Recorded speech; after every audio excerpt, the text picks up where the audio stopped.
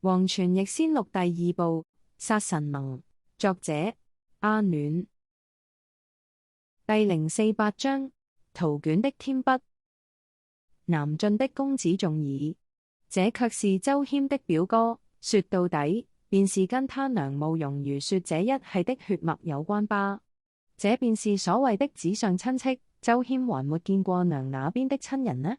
且看這位公子重耳的氣度啊！陳掌櫃心想，若周公子是個純然的讀書人，大概就是公子重耳這樣子了。雖體型單薄，這南晉的儲君卻是相當高大，跟周謙基本是同樣身高。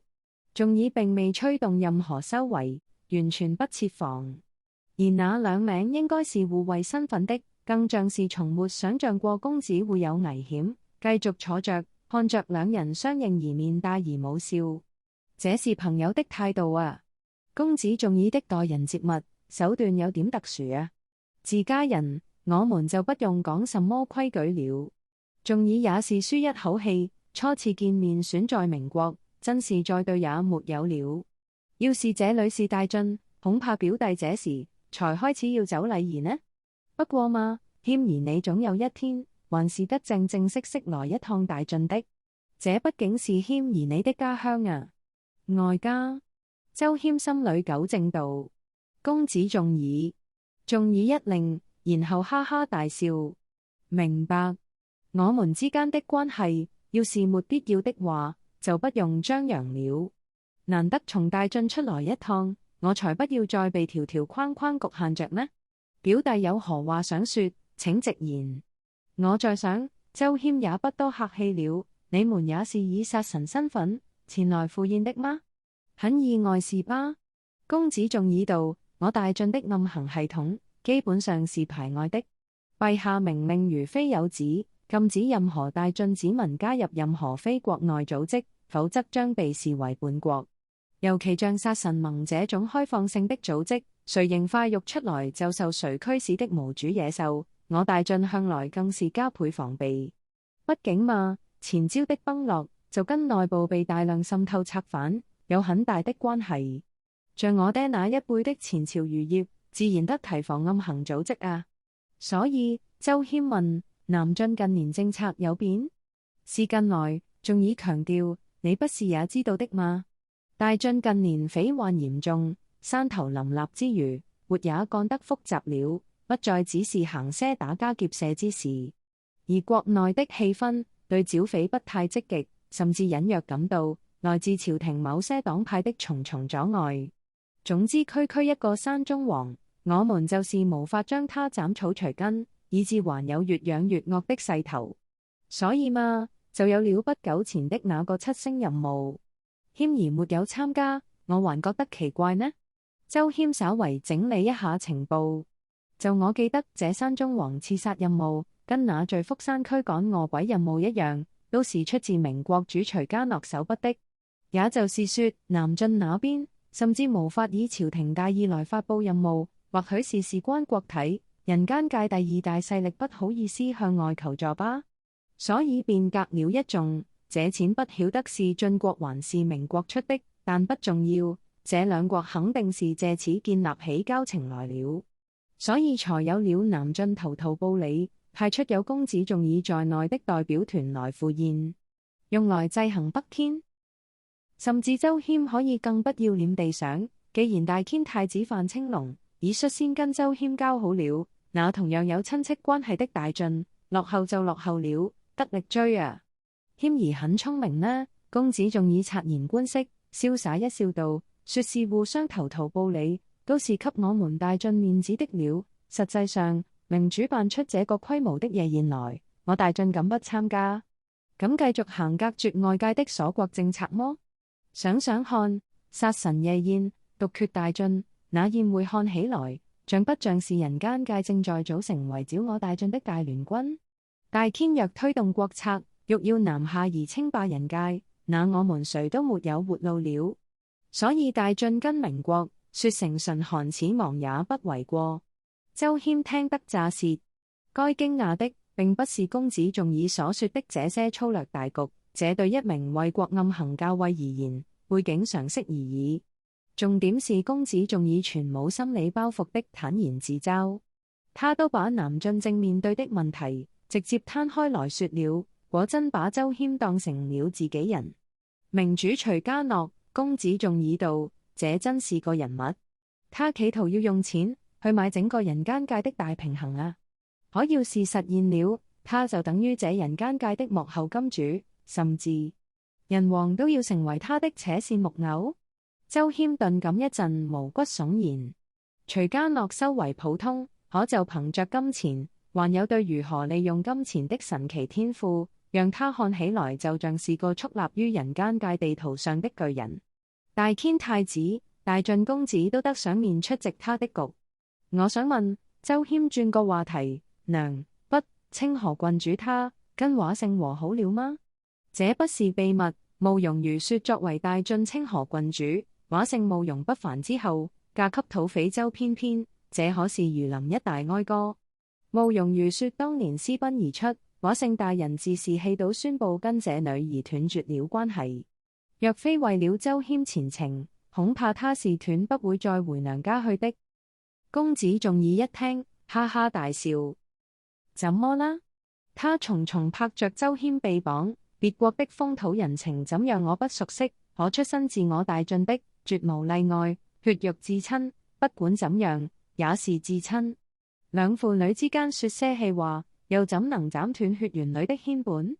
依依也不過是嫁苦隨苦而已，他跟我外公沒什麼仇恨吧？我都能拿着他親繪的畫像過來跟你相認了，這算不算是表態？算。周謙點頭承認。讓公子仲以帶着畫像，便是在告訴周謙，此人是娘信得過的。娘，周謙問，回南晉要做的事情進展順利嗎？呵，公子仲以道，依依可就厲害了。雖然回娘家後的公開應酬不多，可每次出來對儒林都是有如春雷炸響啊。2次或會奪魁，1次師會首長，還拿到1次列會首功。最讓儒林驚訝的是，依依這些年來進境最多的，竟是祈道。我大晉有諸多祈道頭銜，其中龍王取得難度為第2高，可依依如今已是連續4次衛冕了龍王。聽說棋聖有意接受他挑戰，倒被他以示忙推卻了。謙兒，在衛國裏，誰是依依的練棋對手啊？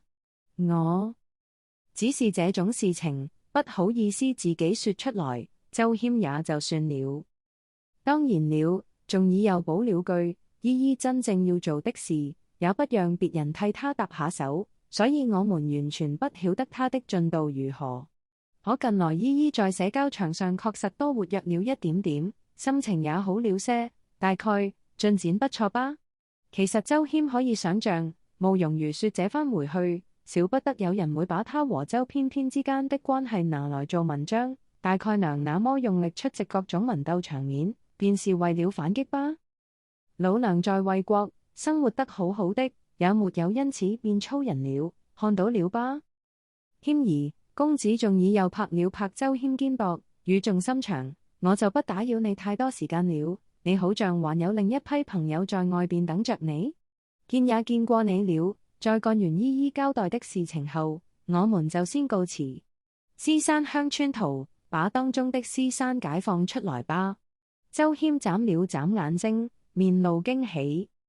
這麼巧，剛剛原始才跟我提到這圖卷升級的事，這馬上就有人奉送。公子仲以，你的意思是？當然不是我啊。他忙耍手，我再自大，豈敢擅自在依依的墨寶上添筆，折殺死我了呢？這解放圖卷自不會經外人手。依依已給了我材料，對，就是你的畫像。公子仲以把慕容如說親繪的畫像贈給周謙，將畫像拍落到獅山鄉村圖上去就行。你要看着我做？對，公子仲以點頭，請在我面前完成，這才好復命呢。其實呢，依依許給我這次跑腿的獎勵了，就能是一窺這件獅山鄉村圖的真跡。明白了。周謙這便把畫卷展開，他們也可以看嗎？仲以把2名同伴叫來，這是魏武和趙子瑜，兩人於我，都是一人堪重於一國江山的大良臣。我們平輩論交，而且立誓生死與共，同進同退，因此我不能自肥。這時魏武和趙子瑜才不亢不卑的走上前來，見過周公子，可以。周謙點頭，就你們三個好了。暗行營情報，加上慕容如說的私下講解，周謙自已曉得這魏武和趙子瑜跟公子仲以的關係。如非南進一直抗拒，有足夠時間經營的話，這兩人如今說不定也會是七星。這還沒算上修為神秘的公子仲以呢。任由三人旁觀圖卷，周謙這便張開自己的肖像，打量來打量去，這該怎麼用來替獅山鄉村圖升級？設身處地想，娘會預料周謙如何使用這幅肖像畫？他哈的一笑，猛然吹動喋血爪，把肖像畫撕碎。這自然把公子仲以等三人嚇得目瞪口呆。喂，這可是清河郡主的最新墨寶呢？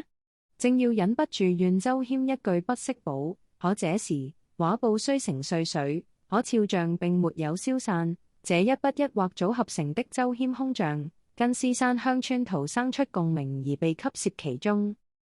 周謙空像筆畫都集中落在獅山處，然後在畫像裏所發生的事，公子仲以他們就看不到了。只見那俯伏山上的石獅子吃下了周謙肖像，這就好比經由圖卷作者的介紹認主。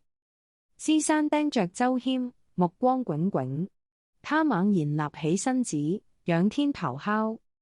這反映到畫像世界外，僅是圖卷中的獅山，金光一閃，給添加了不少筆畫。這些筆畫當然便來自那副肖像畫的。添了筆後，獅山變得更為活靈活現，好像隨時都會崩出畫像似的。升級完成。本章節完。原文小說請到搜尋器搜尋黃泉逆先錄第二部或殺神盟。目前原文進度以每星期3章更新，歡迎訂閱電子版本或購買實體書。以上有聲小說由暖島出版提供。